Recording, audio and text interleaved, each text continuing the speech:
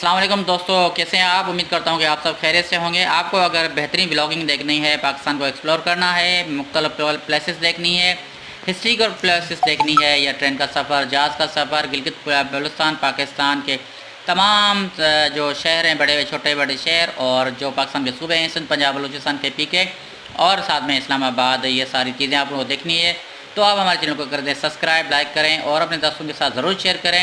आप चले जाएं यूट्यूब पर, सर्च करें मुमताज़ ब्लॉग्स, और आपको बेहतरीन एक ब्लॉग का चैनल मिल जाएगा जिसमें आप बहुत सारी ब्लॉगिंग देख सकते हैं। पंजाब की जर्नी है, इसमें सिंध की जर्नी है, और साथ में दरिया सिंध के साथ एक कैंपिंग का जो जर्नी है वो भी आपको देखने को मिलेगी। बहुत सारी रेसिपीज़ मिलेगी, रिएक्शन वीडियोज़ मिलेंगे, और आपको बहुत कुछ मिलेगा इस चैनल पर। तो चैनल को सब्सक्राइब करने के बाद बेल आइकन ज़रूर दबाना, और चैनल को लाइक भी ज़रूर करना, कमेंट ज़रूर देना। आपका एक कमेंट मेरे लिए एक बड़ा हौसला है। तो मिलते हैं ब्लॉग के अंदर। अल्लाह हाफ़िज़।